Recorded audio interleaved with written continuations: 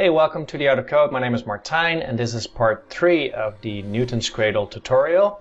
And in this part we will put actual proper reflections on this thing. So what you see here looks already pretty cool, but these are just cheap cube map reflections that only reflect the environment, but they don't, the object doesn't reflect itself. And so in this video we'll go over how to do that. You could follow along all the way from part 1 if you haven't already. Link is in the description. But it's not of paramount importance if you're just interested in how to do reflections, which should really interest you if you're into computer graphics at all. Then stick around.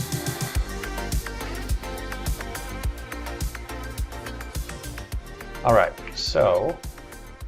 First off, I just wanted to go over real quick like a minor change that I made since last time.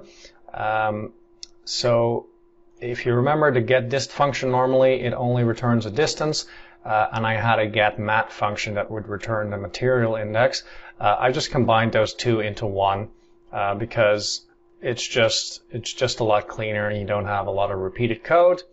And not repeating code is one of the things that as a good programmer you should always try to aim for. So that's what I did. So instead of returning the distance only, I return now the distance and the material index. That's why it doesn't return a float but a vec2. And then the Raymarched function also returns a distance and a material index. So there's some minor changes here. So the getDist function here returns a vec2. So this is a vec2. It's not just the distance to the surface, it's also the material. And then I pass that through like so. So here I pass this is the end of the Raymarched function. I pass the distance from the origin and the material index that we hit. And then in the getNormal function, we just have to make sure that we only do the .x over here, so that we only look at the distance and not at the material ID. And that's about it. And over here, again, we get the distance and the material ID, and then here we compare the distance. And then down here, we don't have to do the getMat anymore because we have the material ID already. So that's that. All right, so the first thing I would want to do is let's take this entire thing here from here to here and put that in its own function. Because really what we're doing here is this is already kind of a function that takes as an input array origin and array direction, and as an output is going to give me a color. So let me just cut that, Control X, and then let's go over here and say vec3 render. And that's going to take as an input a ray origin and a ray direction. And then I'm going to just stick that entire thing inside of here. And then down here I'm going to return the color, return call. And then let me see here. We also need this. So let me just copy that, Control C, and stick it at the top over here. And then what I can do is instead of this, I can just say here, okay, we'll just render from the ray origin in the ray direction. So that hopefully should not change anything, and it doesn't. So that's pretty cool. Let me just stop this for a second here because it gets a little bit distracting. All right, so now what do we need to do in order to get reflections on stuff? And actually, let me just go down here and zoom in a little bit more so we can perhaps see it a little bit better. Okay, so these balls are reflecting the environment, but they're not reflecting the rest of the structure. And so let's just first look at what we did for reflecting the environment. So if we go here, so here we do the Raymarched, and then here we say, okay, if our distance is smaller than some max distance, then we hit something, and then we need to render a material. And then what we do here is we get the world position of the pixel. We calculate where in 3D space that pixel is, and then with that information we calculate the normal, and then over here we use that normal together with the ray direction to get a reflected ray. So let's say this is the surface over here, this is my ray, my ray direction, and it hits the surface and then it bounces off the surface in the reflected direction, right? And we use GLSL reflect function for that. And that takes as an input the vector you want to reflect and then the normal of the surface you want to bounce off of. And then we use that reflected vector to just pick a pixel out of a cube map. And the cube map is over here, and over here we use that reflected direction to read a pixel. And that's basically how we get a reflection of the environment. Now, if we want to reflect the object, the rest of the object, then what we have to do is, instead of using that reflected direction to pick a pixel out of a texture, we have to use that reflected direction to do another Raymarched. Okay, and so let's just look at that look at that real quick. So let's just say for the ball itself, right? Let me just go over here and put some curly braces so we can expand this a little bit. So in order to get a proper reflection, what we really would have to do is do another Raymarched, right? So the Raymarched over here, let's just copy this. So Control C, Control V, and then let's call it DMAT2. And then over here, we're going to Raymarched, but from a different ray origin in a different direction, right? So we have to change the ray origin and the ray direction. So the new ray origin would be the point that we hit at, right? And the point that we hit at, I just said, that's over here. That's this P value over here. So that's my new ray origin, and my new ray direction is this thing over here that we calculated. All right. So now we have a new ray origin and a new ray direction, and now when we get out of that, we kind of have to do this whole thing again, right? So let me just copy this here, Control C, and then Control V, and then here this is DMAT2, and then so if the reflection hits something, then we need to do something. Otherwise, let's just render the background, right? This is the background, basically. The background. And then inside of here, let me just set the color to red, let's say 1,0,0. All right, so that looks like not what we expected. But let's just see what happens here, because when we this value P here, the world position, is a value that came out of the first time we Raymarched here, right? Over here. So if we just look, let me just collapse this over here and over here. And let's just look at the Raymarched function. So basically, what does it mean to hit a surface? Well, it means that this expression here became true. So that my distance to the surface was smaller than some surf distance that we defined, some very small distance, and then we said, okay, we hit the surface.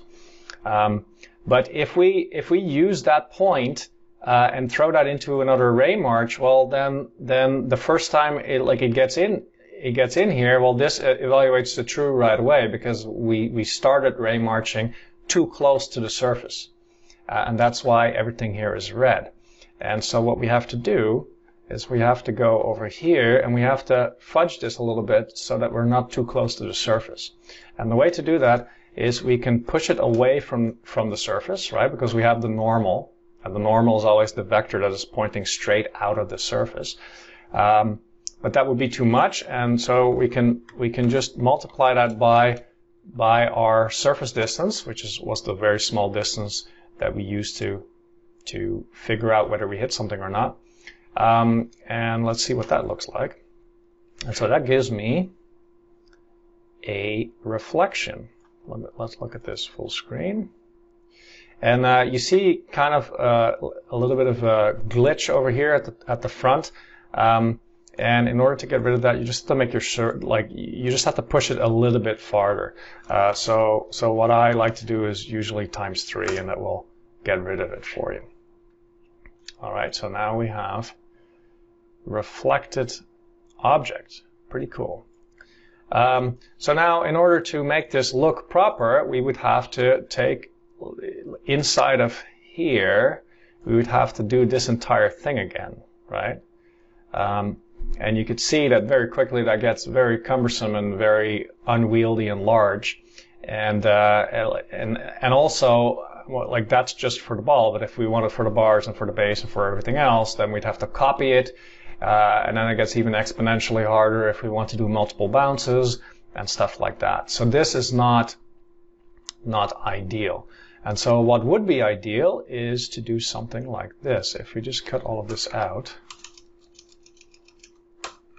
and let me just move that over there, is to say, well, actually, no, I shouldn't have cut everything out because I still need the ray origin and the ray direction, but like just cut this out, and then over here just say, well, just render from the ray origin in the ray direction, right?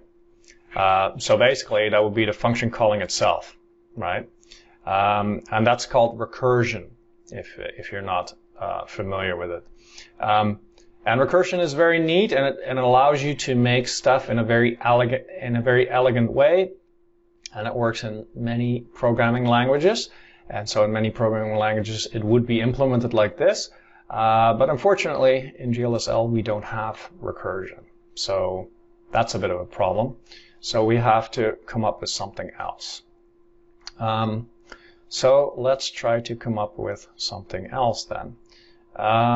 Let's see here. So let me just take this out. Let me take this out over here. And so this is how we had it, right? Originally.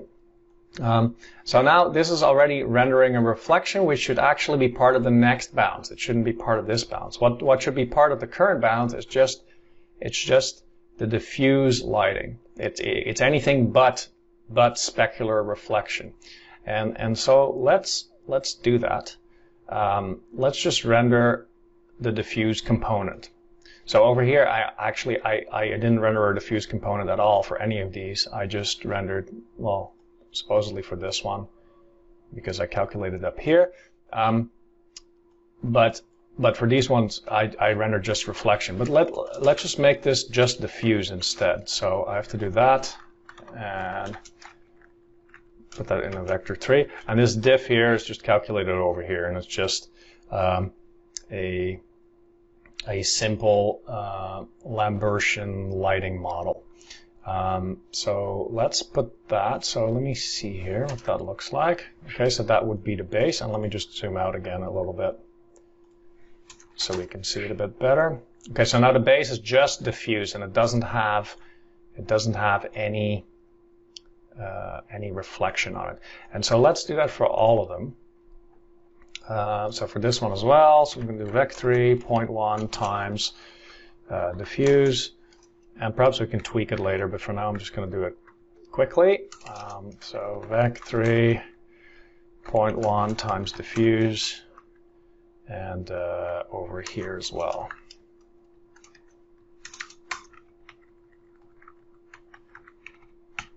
Vec3 0.05 times diffuse, let's say, to make it even darker. All right, so now we just have a bunch of very dark diffuse, and the reason why why I put the diffuse very dark is because most of these materials are very shiny. They have a lot of reflection. So once we add the reflection, it's going to look more normal. But if you would take the reflection off and you would just look at the diffuse, it would be very, very dark. And so that's what we're looking at here. All right, so what we can do now is if we go down here, so here we calculate that color, right? And so what would be cool if we could do this? We could say vec3 bounce. So this is the bounce light, and then we just render that thing again with the ray origin and the ray direction, and then over here we just add the bounce, right? So let's try to make that. Well, actually, here, let's just see what this looks like. Okay, so that just makes the environment brighter. which is not necessarily what I wanted. Oh yeah, okay. Of course, what I would have to do here is, because now I'm just basically rendering the same thing twice, of course over here I would have to change the ray origin and the ray direction, right? And the reason why is because, yeah, like I do it over here, but anything inside of this function, if I screw around with these values inside of the function, then it doesn't change the values outside of the function. And also, I don't want to just do it for the ball. I want to do it for everything. So let me just cut this out and put this over here. At the end of this, just put it over here. And let me just clean that up a little bit. Okay, but now that still doesn't do anything because these are just copies of what you have here. All right. And in order to make it that you can change these values inside of a function and that they are changed outside of the function, what you would have to do, let me just do that, is you have to specify these as in-out. So like over here where I define my function, I have to say, instead of just vec3 RO, I say in-out vec3 RO and in-out vec3 RD. And so that allows me to change RO and RD inside of the function, and then they will be changed outside of the function. And now I have some cool looking reflections. So now you see that the balls are reflected well, like everything reflects everything now. Now, of course, we don't want every material to be fully reflective like this. So let's try to change that. So basically, we want maybe some material have no reflection at all, right? So then for some materials it would be like this, for other materials it would be maybe like that, you know, for other ones like this, and then for only the most reflective ones maybe fully like that, right? And so let's try to make that. And for that, I am going to add to this a reflectivity value. So let me just, well, actually here, let me just go over here. So basically, we want to define for each of these materials how reflective they are. Okay, and so let me just add some curly braces so we can add something here. So here, really what we want to do is we want to say, well, the reflectivity of this is 0.1, let's say. And over here, we want to say, maybe the reflectivity for the balls is, well, if we want it fully reflective, you would do 1, but in the real world, when light bounces off of a surface, it never bounces exactly 100% of all the incoming radiation. So if you want something realistic looking, you should never go for 1, even if you're talking about chrome or you're talking about a mirror, it's always less than that. And so I'm going to say 0.9. And for the ball, let's also say 0.9, ref equals 0.9. And then for the line, I'm going to say, so in the real world, like nothing has no reflection at all. But in this case, I think it probably will look better with no reflection at all. So let me just say 0.0. So I mean, you can cheat, but you should always be aware that, you know, maybe in the real world it might not be like that. So if in the end you end up with stuff that doesn't look that realistic, then it's probably because of like stuff like this. But here, because of aliasing issues, I think it's probably better to have it at 0. Anyways, yeah, you can check it out yourself. Okay, so we have a reflectivity value that we want to pass out of this, that we want to get out of this function. And so I'm going to do the same thing that I did for the ray origin and ray direction. I'm going to say in-out float ref. And so now I can pass in a variable that gets changed. So now over here I could say float ref equals 0, and then I can add it here, ref. I also have to add it here, ref. And now we could use that reflectivity to modulate our bounce. Okay. The only thing is that we have to be careful is because ref gets changed by this render function, but it also gets changed by this render function. And over here, I need the value that it was over here. Okay, so I have to pre-multiply it here, so that we multiply by the right version of ref. And so let's see what that does. And that gives me an error. So let's see here. Oh, okay.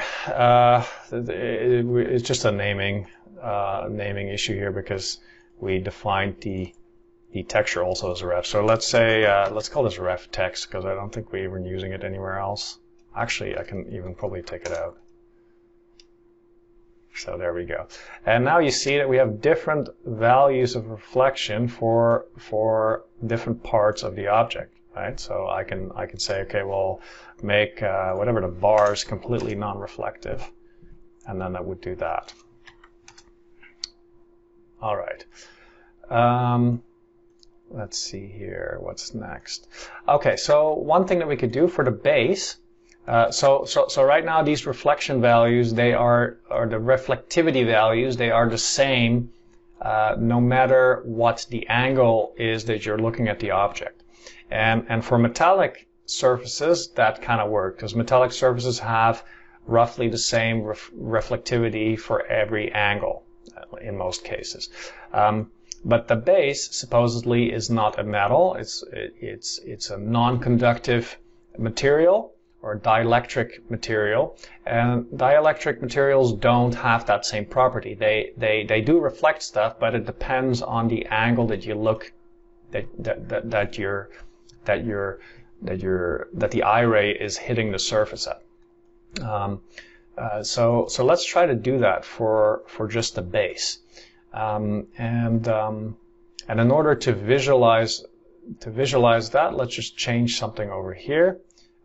Let's just visualize it in the call value. So let me set the reflectivity to 0, and then I can change the call, right? I could say call equals rec3, whatever, white, to make it pure white, let's say.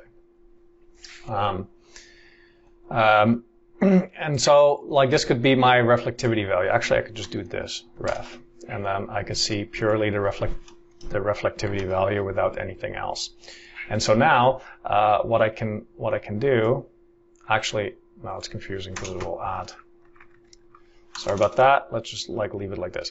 So now what we want is we want a value that changes the reflectivity from pure reflectivity when you're looking at it almost parallel to the surface. So if this is the surface and your eye ray is hitting it almost parallel, then most rays will bounce off. Whereas if the ray comes in almost perpendicular, then most rays will not bounce off. That's kind of what we're trying to do here. And in computer graphics, that term that changes based on the angle is called a Fresnel term. Fresnel, like that. And that's named after some French dude from a long time ago who invented some really cool lenses that are used in lighthouses back in the day, and these days is used in VR headsets. So look it up, it's quite interesting. So that's called Fresnel, a Fresnel term. So let's add a Fresnel term. So I'm going to go over here, say float Fresnel equals, and the Fresnel term works very similar very similar to how you calculate lighting with a dot product. So if I do a dot product between the normal and the inverted ray direction, so instead of from the camera to the surface, it's from the surface back to the camera, then we get something like this.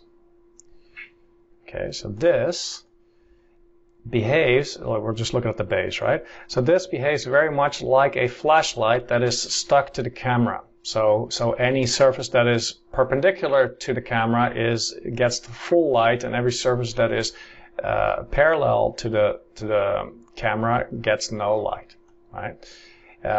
So now, but what we want is we want the opposite, because if white means full reflectivity and black means no reflectivity, then it's the opposite of what we want, because when we're looking at it at a glancing angle, we want it to reflect, and when we're looking at it straight on, we want it to not reflect. And so, well, that's simple enough because we can just turn this around by saying 1 minus this.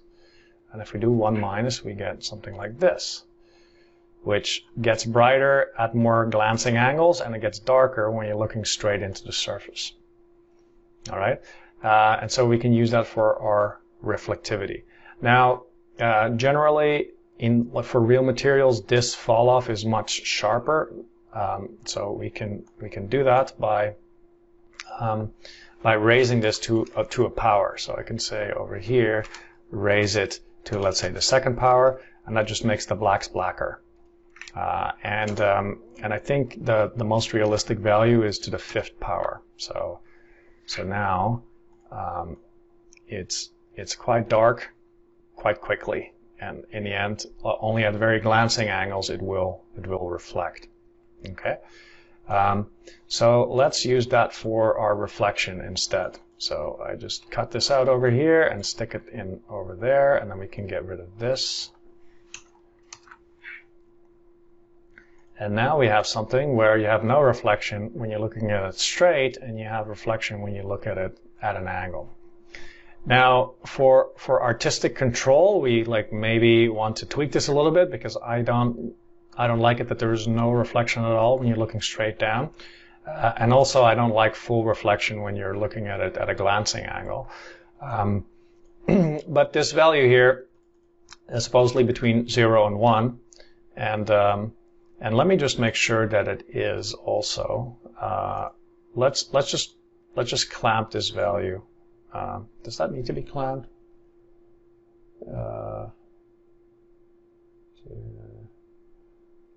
I'm not entirely sure, but just to be safe, let's just clamp this value. So clamp,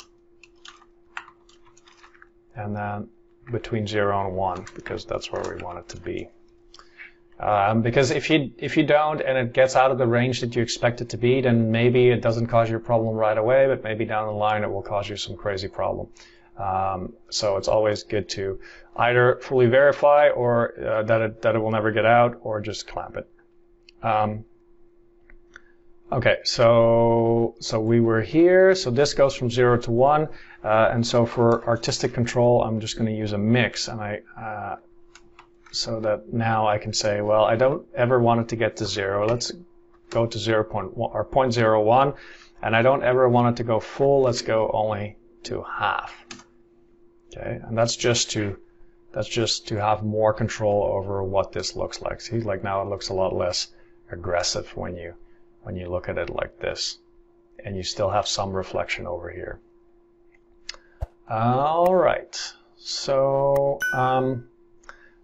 one other thing here is that right now for the reflection, I can only attenuate the reflection, but the reflection cannot be tinted. And so in order to tint the reflection, I would have to, because this ref, right, is just a float, right? It's one value. It's not a color. But we can make it a color, so let's do that instead. So instead of a float, let's make it a vec3. And then over here, for now, we just have to make all of these vec3s. Vec3 and vec3, and one last time, vec3. All right, and then over here I have to make this one a vec3, and that one.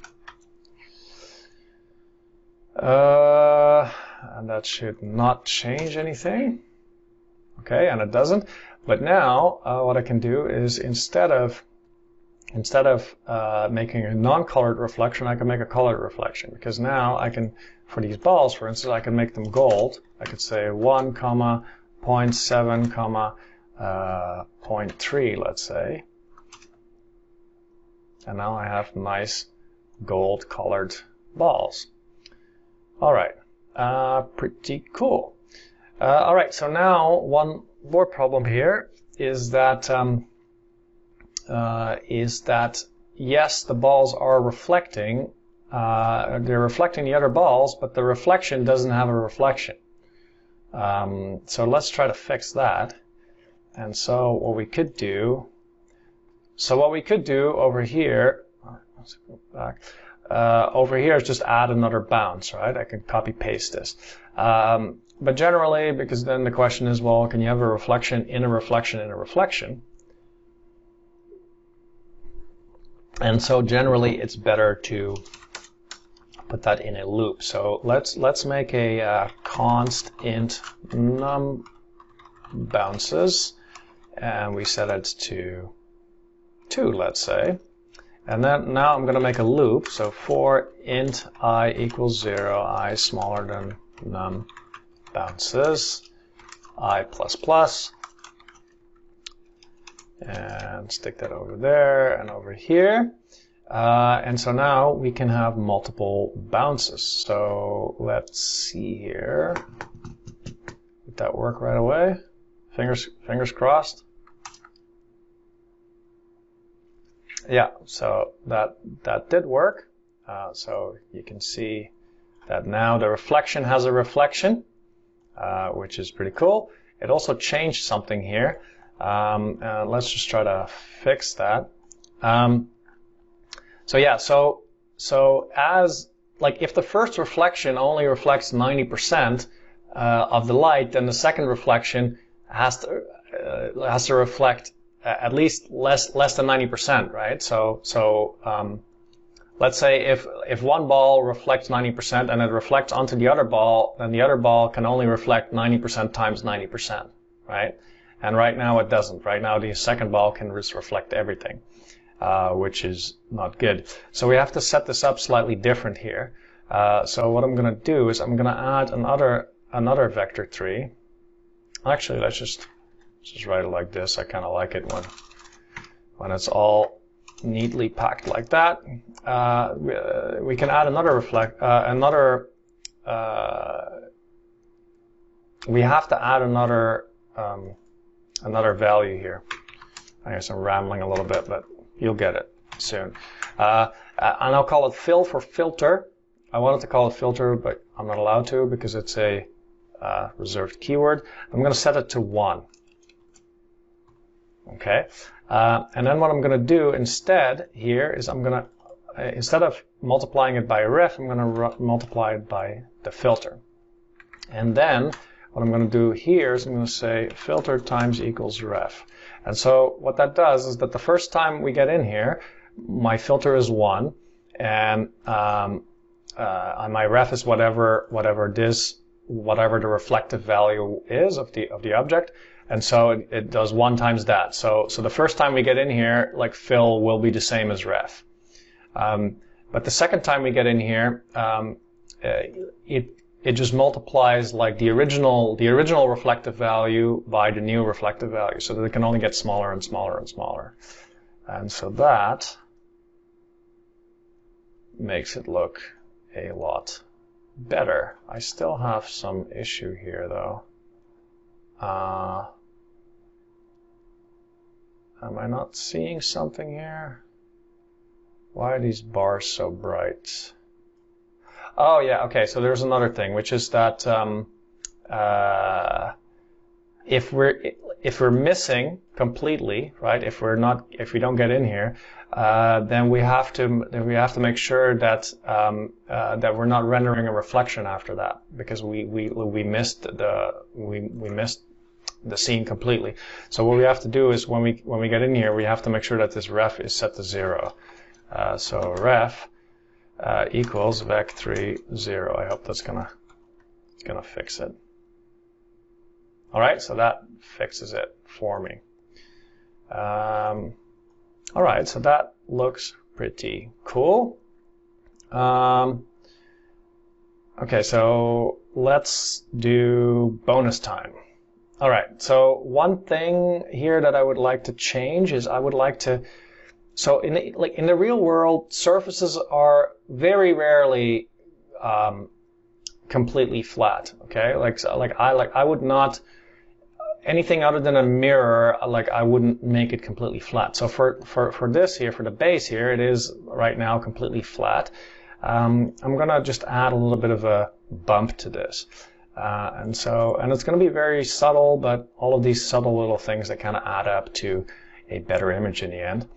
And so for that, I'm just gonna go in the getDist function, and I'm gonna go here, I'm gonna add base plus equals the sign of p.x, let's say, and we can look at that. It's going to look like a horrible mistake, but like often these kinds of mistakes, when you play a lot with this kind of stuff, that's also how you find out maybe interesting ideas of what you could do with it.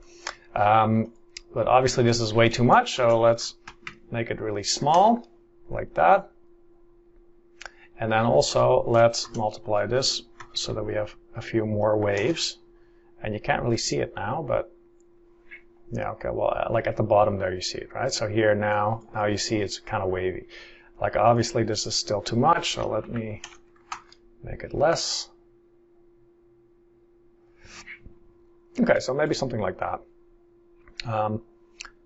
And it's like, it's very subtle, but like these kinds of subtle things can really help make stuff look more realistic in the end.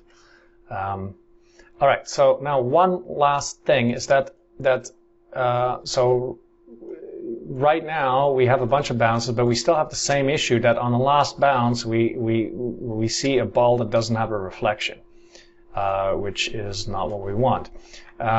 So what we would really want is that on the last bounce, so let me just go back down over here. On the last bounce, we would want to do what we did originally, which is just render the background. So let's add that. So I'm going to add to this render function over here a Boolean that I call last. That's going to be true only for the last bounce, and for all the other bounces it's going to be false.